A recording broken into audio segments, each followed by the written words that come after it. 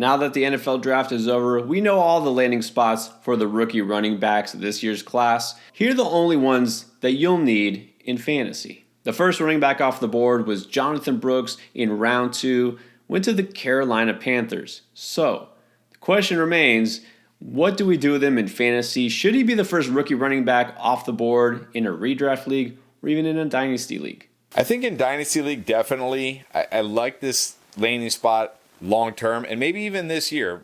We do have to remember he's coming off a torn ACL, so maybe to begin the season, it's Chuba Hubbard. I know they're talking like, hey, Miles Sanders is in the mix, but come on, Miles Sanders couldn't even beat out Chuba Hubbard last year. Wouldn't surprise me if they trade Miles Sanders, honestly. But we're probably going to see Chuba Hubbard starting the season as the lead guy, but don't be surprised if Jonathan Brooks comes on late. And then going into next year, he could absolutely be the workhorse running back in Carolina. So long term, love this landing spot for him. This year, probably going to be more like a second half play. Yeah, I think this is going to be someone I'm probably avoiding in redraft because let's face it, even if he's ready for the start of the season, it's going to take some time, get acclimated to the league. This happens with all rookie running backs, even those who aren't injured to start the season. It takes some time to adjust to the pro game, and the first half is usually disappointing. With Brooks, it's not just the injury, but also the fact, look, this Carolina offense is still a year away, if not 2. There's a lot of moving pieces here, new coach, all young skilled players. So Brooks, I'm expecting very little from in redraft, even late in the season. In Dynasty, I think he'll be a little overdrafted just because he was the first running back taken in the draft, but long term should wind up being the most valuable. In round 3, we saw a trio of running backs. Didn't go exactly where we anticipated. So Trey Benson in Arizona, Blake Corum to the Rams, and Marshawn Lloyd with the Packers. What do you think about these guys now? Yeah, I'm going to start with Marshawn Lloyd. He's the one I probably have the least amount of interest in both redraft and dynasty because they did just sign Josh Jacobs to a 4-year deal. We know he's a workhorse running back. We know he's a good running back. So I kind of look at Marshawn Lloyd as a slightly better A.J. Dillon. So kind of wherever you valued A.J. Dillon, have Marshawn Lloyd a little higher than that. And then for Blake Corum, this is a really interesting one because I actually do like Blake Corum. This was very surprising. Reminded me a lot of when Seattle took Zach Charbonnet last year. Obviously, that was round 2. This is round 3. Probably not going to draft Corum as anything more than a handcuff in redraft leagues this year. I do think Kyron Williams will be the guy to start the season, but we know in this McVay offense, it can change in a moment. So I think in Dynasty, he still has decent long-term value, but in redraft, probably just a handcuff.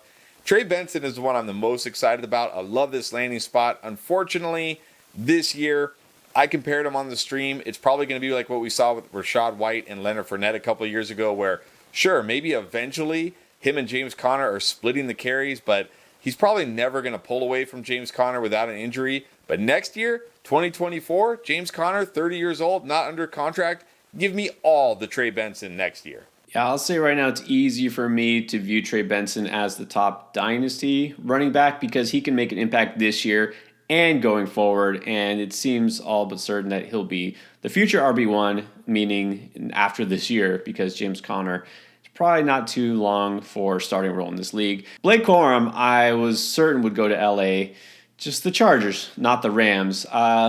Look, in redraft, this makes him pretty much undraftable because he's behind a guy, and Kyron Williams is one of the best fantasy players of all last season. But he becomes a really, really intriguing waiver wire pickup when Kyron gets banged up. I mean, people will be throwing a ton of fab at him. So you've got to keep him at least on the radar. And I feel like he's going to be a good value in Dynasty because people are going to see this as a terrible landing spot, but not knowing it could wind up being a great landing spot if things go wrong with Kyron. And then Marshawn Lloyd, it's not as bad as some people think because, look, Josh Jacobs has a ton of carries under his belt. He will not last forever, and they're going to need somebody to spell him, and it doesn't look like it's going to be A.J. Dillon anymore. So Lloyd, I think, will be fine. I just don't know if he has what it takes to be a feature back. So to me, a little surprised he went this early. He's going to be pretty much a number 2 running back type, I think, for most of his career. And then in round 4, seems like that's the time where a lot of teams felt like they could pull the trigger on RB. So we saw Jalen Wright going to the Dolphins. Bit of a surprise there. Bucky Irving is now a Buck in Tampa. Will Shipley to the Eagles. Ray Davis is a Buffalo Bill. Isaac Guerrero to the 49ers. Sione Vaki is a Detroit Lion. And Braylon Allen was taken by the Jets. So break this down here. Tell me, what are your feelings on some of these guys? Well, I'll start with redraft. I'm not drafting any of these guys. I mean, I will say Jalen Wright, Bucky Irving, and Will Shipley have handcuff value because, like, Will Shipley, if Saquon goes down, he can handle the 3-down role, and really who's behind him? Boston Scott, Kenneth Gainwell. Same with Bucky Irving. He's pretty much a smaller, worse Rachaad White. So, I mean, look, if Rachaad White goes down, okay, you're going to get an even worse Rachaad White, but he probably will get most of that role, and he can catch passes. And then Jalen Wright, I love the talent here, but you got Mostert, you got Achane. I doubt we're going to see much of him unless Raheem Mostert gets hurt. So, redraft, I'm not really touching any of these guys. Now, in Dynasty, I will say Jalen Wright is probably my favorite here and one of my favorite running backs because, again, looking ahead to next year, Raheem Mostert's going to be 33 years old. No guarantee he's on the roster. If Jalen Wright is in that Raheem Mostert role, he could absolutely smash, not to mention he can catch passes. The other guys, not really. I mean, again, Will Shipley is going to be nothing more than a handcuff to Saquon. Bucky Irving is going to be a handcuff to Rachaad White. And like I said, he's smaller and worse. Ray Davis, didn't really like him. Guerrero, he's got that home run speed, but I mean, they already got like home run speed there with CMC and Elijah Mitchell. Vaki, didn't even know who he was. Nah, all the way out on Vaki. And then Braylon Allen with the Jets. I mean, what are we doing here, Jets? Like, you drafted Izzy last year. Now you're drafting Braylon Allen. You got Breece Hall. No thanks. Yeah, of all these round 4 picks, I'll just say the only guy who was really on my radar in terms of potential redraft value was Jalen Wright. Now, if he had landed on the Cowboys, the Chargers, or a team where he had a chance to potentially be a feature back, I'd be all in.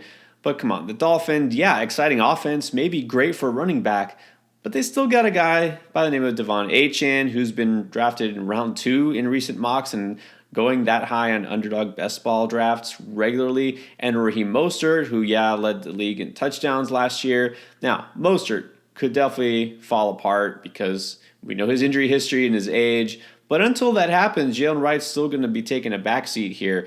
It's an intriguing pick, but only for Dynasty, I'll have to say. Nobody else here, I don't think, is going to even register a second look from me because there really isn't much of a path without a serious injury to the starter. And even if there is, would I think a guy like Ray Davis, or Bucky Irving is willing to step up and is all of a sudden going to become just as valuable as a starter there?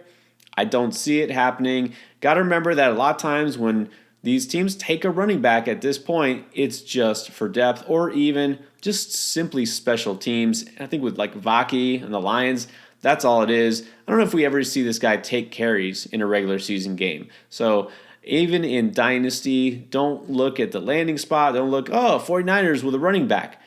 This might not mean anything a few months from now. Now, typically, any running back taken beyond round 4 doesn't make much of a splash. Sure, there's always outliers, but realistically, these players probably won't stick around the league too long. Is there one player that stands out to you, guy you think could make an impact either now or later? Yeah, one guy I'm going to be having my eye on, especially late in my Dynasty rookie drafts, is Kamani Vidal. Drafted by the Los Angeles Chargers. I hadn't really heard about him. I hadn't really watched him too much, but it seems like, well, first of all, it's a good spot. We know they're going to want to run the football.